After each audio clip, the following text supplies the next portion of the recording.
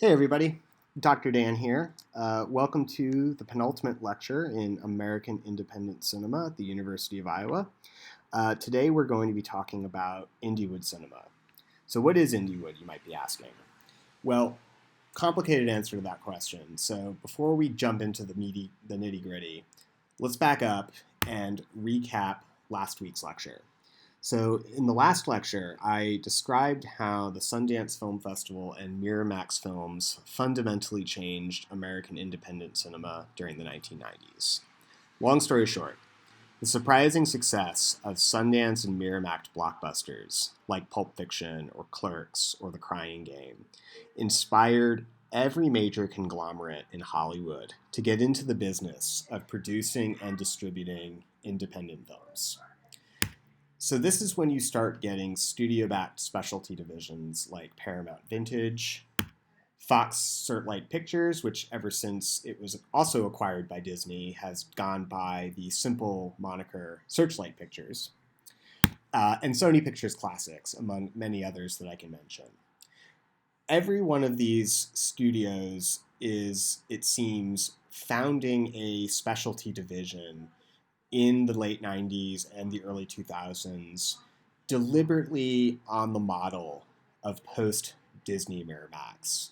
So this means that instead of contracting to distribute independent films that have already been completed, or mostly completed, as Miramax did in the late 80s and early 90s with films like My Left Foot and Sex, Lies, and Videotape, Sony Pictures Classics and Paramount Vintage and Searchlight Pictures are much more likely to produce and distribute their own productions in-house.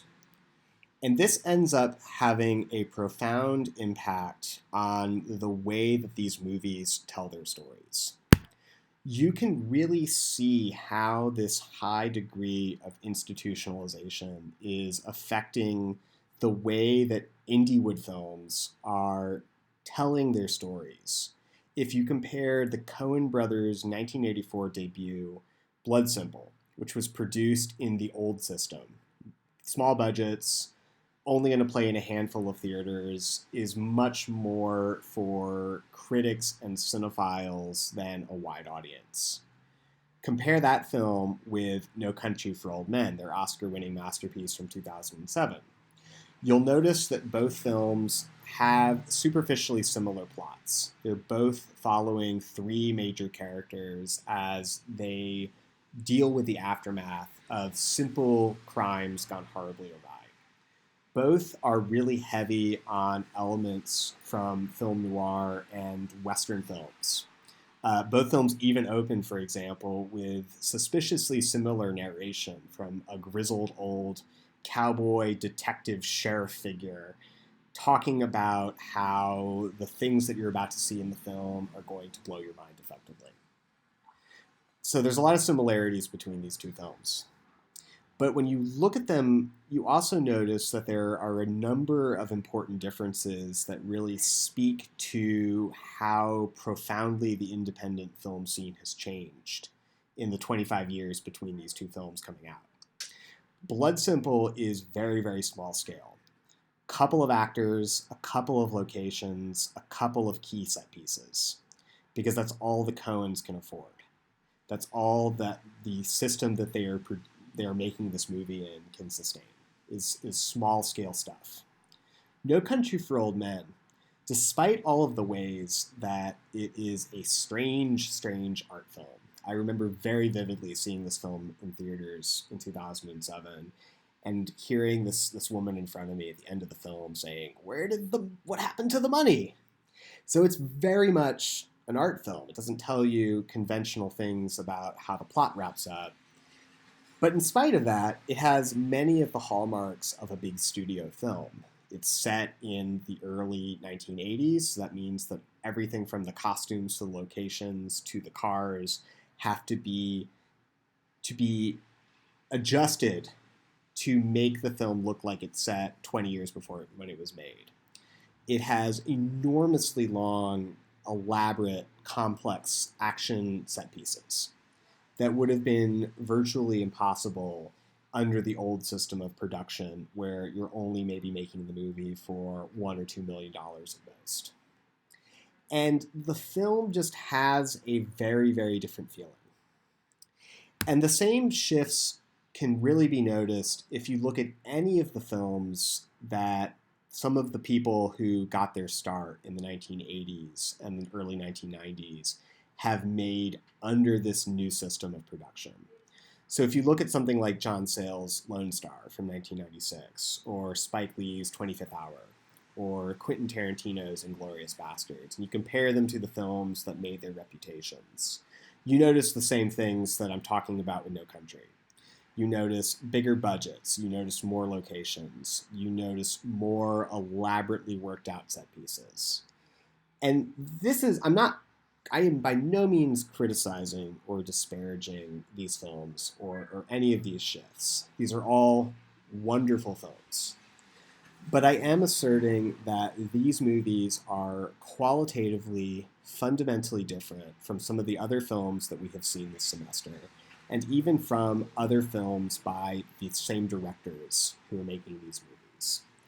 And the fact that so many people would readily agree that these are all indie films, despite the fact that they are costing upwards of $20 million on the cheap end of the spectrum, feature major Hollywood stars like Edward Norton or Matthew McConaughey or Brad Pitt. That tells us that the industry's definition and the film community's definitions and understandings of independent cinema have changed dramatically in a very short period of time. More specifically, these films suggest, and the fact that we are so quick to call them indie films, that suggests that independence, cinematic independence, is no longer about asking who produces and consumes the film. Instead, it's about inserting an offbeat sensibility, an edgy attitude, a quirky feeling, or adult content and themes into something that in any other time in film history would have been seen as another studio film.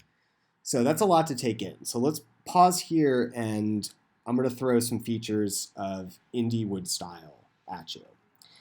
These are generalizations, but I think if you look at a lot of the films coming out of this system, coming out of these studios like Fox Searchlight and Paramount Vintage, you notice some, if not all, of these qualities in most of these movies. So adult content and themes, quirky offbeat characters, game or puzzle-like narratives, playful pastiches, and this thing that I call performative authenticity. Let's take these one by one. So, adult content and themes. Many of the most acclaimed Indiewood films are dealing, on some level, with more mature content and themes than your stock standard summer blockbusters. Soderbergh's Oscar-winning film Traffic explores the war on drugs from a number of different perspectives. Noah Baumbach's film The Squid and the Whale, like his more recent film Marriage Story, is dealing with the fallout of a messy divorce. And Charlie Kaufman's great film Synecdoche, New York, which Roger Ebert memorably called the best film of the entire decade, is basically dealing with the meaning of existence itself. So in one way, shape, or form, many Indiewood films are consciously offering a take on something that you are not going to see in your average summer blockbuster or your average fall released studio comedy. They're taking on different subjects. These films also often feature quirky, offbeat characters. Like, they're often giving underrated character actors and stars who are nearing the ends of their careers a chance to showcase their acting talents by playing these quirky, offbeat weirdos. So Alan Arkin and Javier Bardem, for example, both won Best Supporting Actor Oscars for playing a drug-addled grandpa and a cold-hearted killer, respectively. And Bill Murray, it seems, has been in the Oscar campaign for the last 20 or 25 years, he has had a really great late career comeback playing droll, drab, dry-witted assholes for directors like Sofia Coppola in Lost in Translation, Wes Anderson in The Life Aquatic of Steve Zissou, and the film pictured here, Jim Jarmusch's Broken Flowers. So, a lot of quirky offbeat oddballs in Indiewood cinema. The female counterpart of these quirky offbeat dudes is something called the Manic Pixie Dream Girl. So, I'm guessing some of you have heard this phrase before, but there's a really interesting story behind this phrase. So, it was originally coined by Nathan Rabin, probably the best film critic that you've never heard of, in a review of Cameron Crowe's 2005 film Elizabethtown for a blog series he did on the Onion's website called My Year of Flops, where he watched a lot of movies that were critically dismissed, and he asks, are they really that bad? And in his first review of Elizabethtown for that series, he writes, the Manic Pixie Dream Girl exists solely in the fevered imaginations of sensitive writer-directors to teach broodingly soulful young men to embrace life and its infinite mysteries and adventures. And this phrase, weirdly, even though no one really reads this guy's work, or most people don't read his work, this phrase caught on because it so aptly describes so many of the characters that you meet in so many Indiewood films from the mid-2000s. Just look at any number of these films, Eternal Sunshine of the Spotless Mind, Elizabethtown, Garden State, and you will see this archetype of the quirky, offbeat, lost young woman whose primary purpose in the narrative is to help the male character, who is often the center of the film, learn some valuable truth about life. So that's something you really see a lot in these films, is the Manic Pixie Dream Girls. Something else that you see in Indiewood cinema, in addition to Manic Pixie Dream Girls, offbeat assholes, and adult subject matter, are game-like narratives. So films like David Fincher's The Game, Christopher Nolan's Memento, David Lynch's Mulholland Drive, are all making a big show out of replacing Hollywood's tried and true 3-act narrative structures with clean beginnings, middles, and ends, with something decidedly weirder and harder to follow. And as in classic European art films, a lot of your enjoyment of these movies comes from thinking about why the filmmakers have organized the movie backwards, in the case of Memento, or around the logic of a dream, as is the case with Mulholland Drive. And that is something that you are forced to reckon with for 2+ hours. Why have the filmmakers done this? And that's where the pleasure comes from, because you're playing a game with the filmmaker. You're both asking the same questions about how narrative form can produce fundamentally different experiences of seemingly superficial material. In other Indiewood films, the enjoyment comes from thinking about how and why the filmmakers have adapted elements from older films and film genres.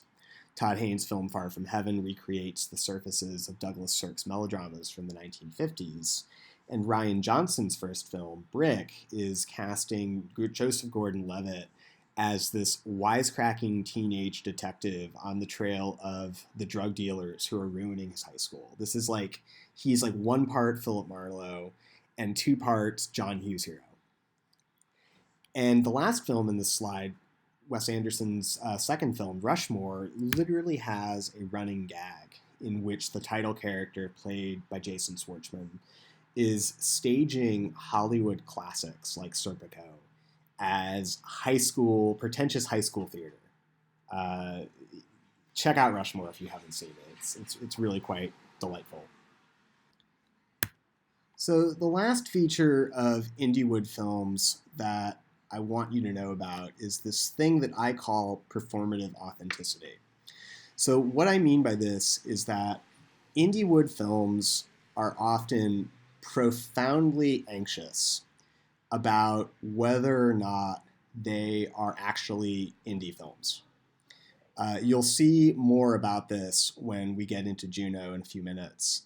But many of these films are worried, very worried, about whether or not they will be perceived as sufficiently authentic, or whether they will be perceived as Hollywood coming in and trying to usurp the filmmaking terrain of filmmakers who don't have the same resources, don't have the same audiences, and don't need Hollywood coming in and playing on their playground.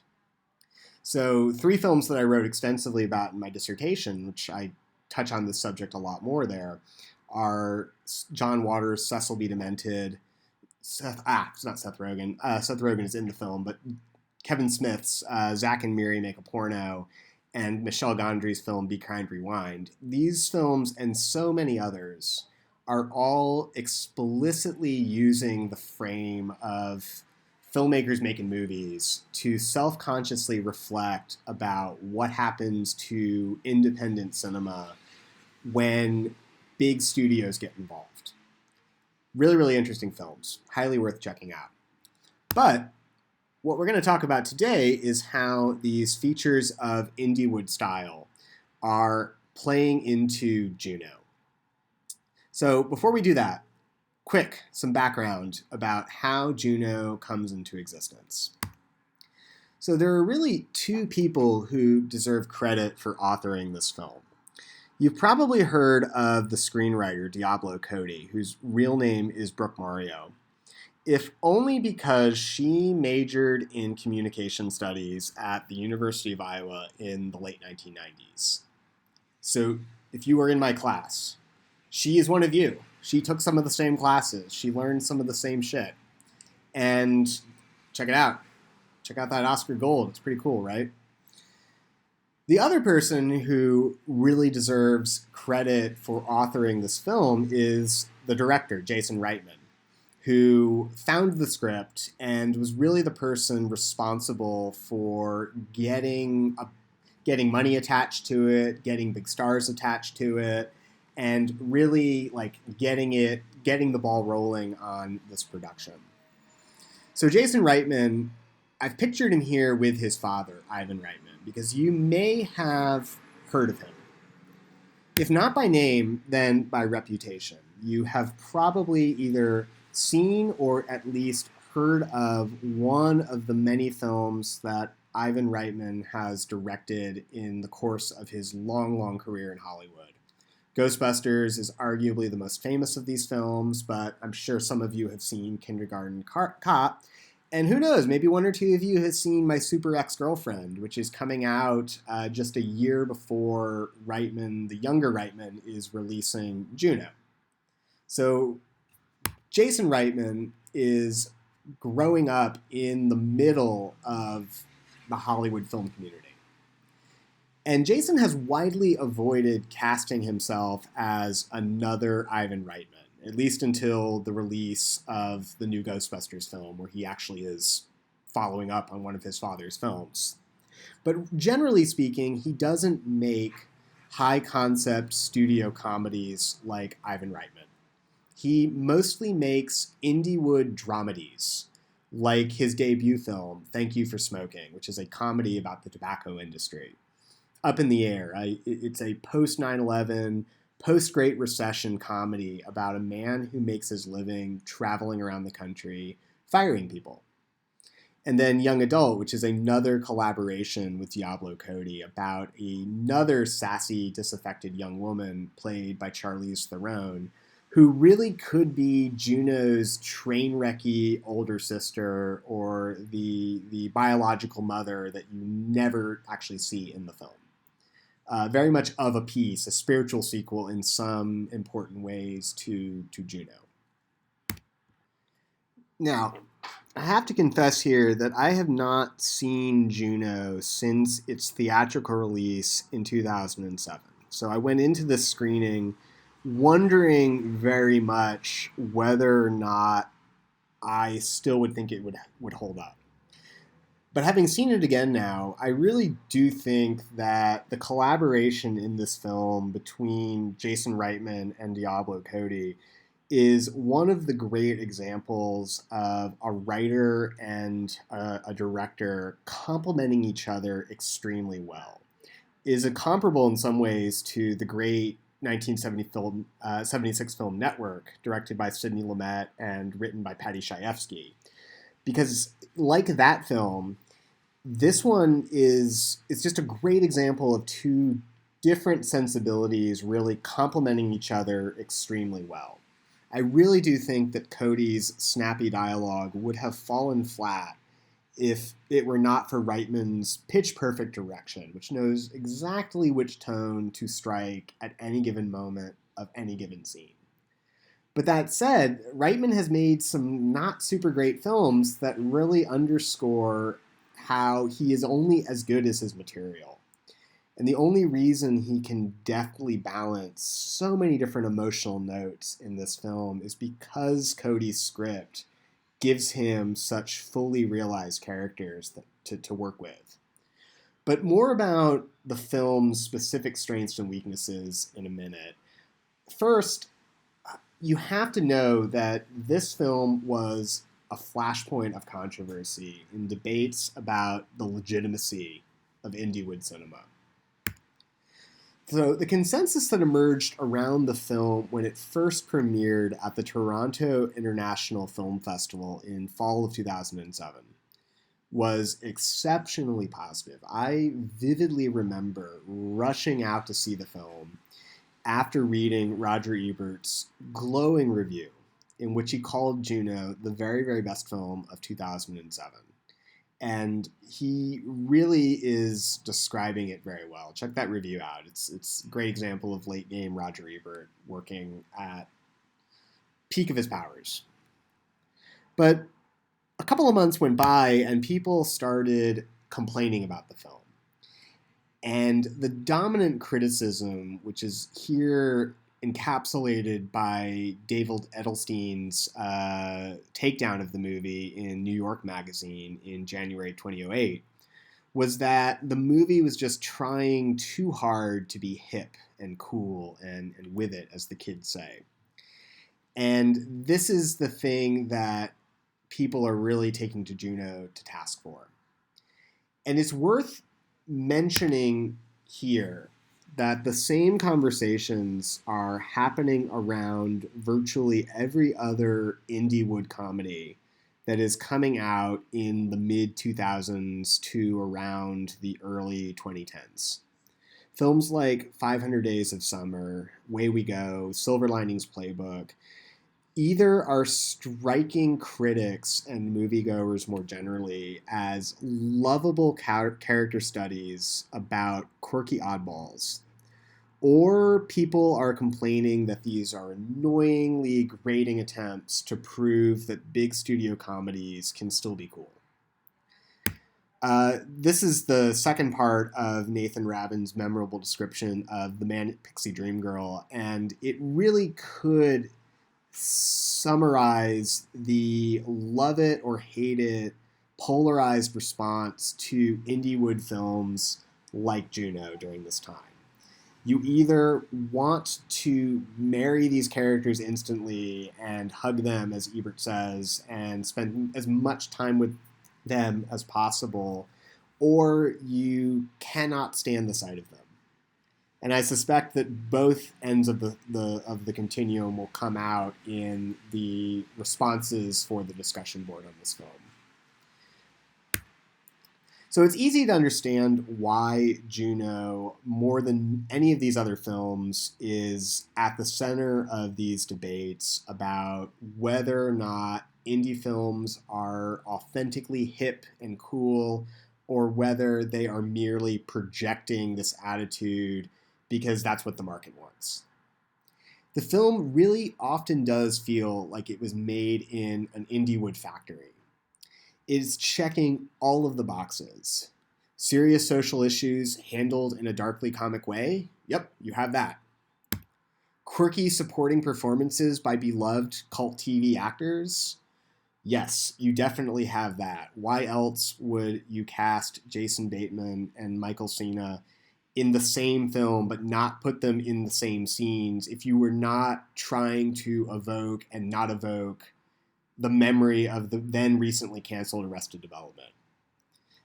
This is a clear bid to a certain segment of the audience. A narrative structure that underlines how much the movie is supposedly just following the rhythms of everyday life. Oh, yeah, you definitely have that here, even though it really is just the 3-act structure with title cards over it. It also, of course, has a super hip soundtrack, which you can get on a limited edition colored vinyl, apparently, by Kimya Dawson, rocking an acoustic guitar here and in virtually every little musical cue throughout the film.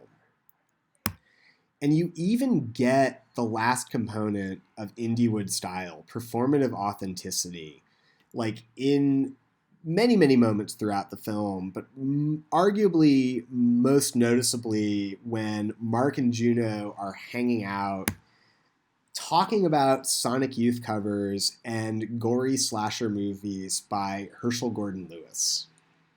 So yeah, this is a movie that is basically foregrounding how much it loves indie shit. So it's easy to understand why people ragged on this movie way back in 2007. But here's the thing.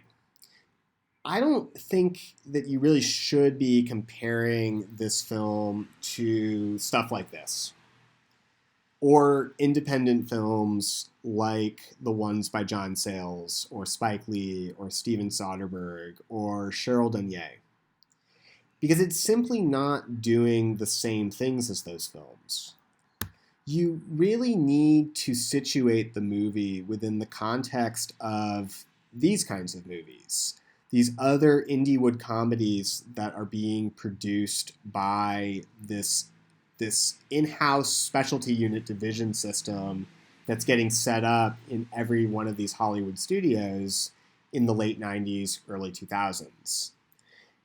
Feel free to disagree with me here, but my sense is that when you situate JUNO within this sub-movement of independent films, its dramatic strengths really stand out then, because my sense is that the film is just simply hitting a greater range of emotional and thematic notes than these other films. It's just working more effectively as drama than other films in this movement, which do much more feel like they are examples of a market-driven approach to an independent sector.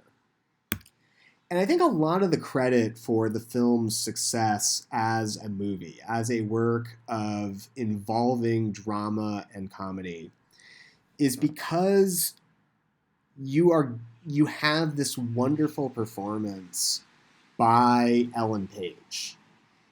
And in the years since the film's release, her star has really, really taken off. And she's become an important actress and an important voice for the LGBTQ community. And so it's easy to forget that nobody knew who she was in 2007. She was only 20, so she was the same age as some of you. And this was one of her first big roles. And man, she nails it. I mean, the story goes that there was a lot of pressure for Reitman to cast a big pop star or a more seasoned actress in this role. And he really stuck to his guns and said, no, we can populate the sides of the film with respected character actors, people who have made a name for themselves. But we need to believe that she's this character. And we need to get someone who the audience doesn't know. And I think that more than anything else is the thing that makes this film work. Like, it's the thing that makes Diablo Cody's script meaningful. It's her performance that enables you to understand that JUNO isn't just being hip and quirky and cool because it's a writerly affectation. she lets you understand that this is her way of dealing with the world. And she's the thing that really grounds so many of the other scenes. I mean, it's easy to see how all really Reitman had to do was just sort of position the actors both literally and not literally, in the sense of like, he's given her all of the energy in the scenes, and he's really taking his cues about the tone and tenor of each moment in this movie from her performance. And so, like I said, feel free to agree or disagree with me about whether or not JUNO worked for you. But I think even if you aren't crazy about this movie, you got to give it to Ellen Page. This is an incredible performance. Like, imagine anybody else doing this performance and this movie falls apart. So I'll be curious to hear more of your thoughts on the film in the discussion board posts.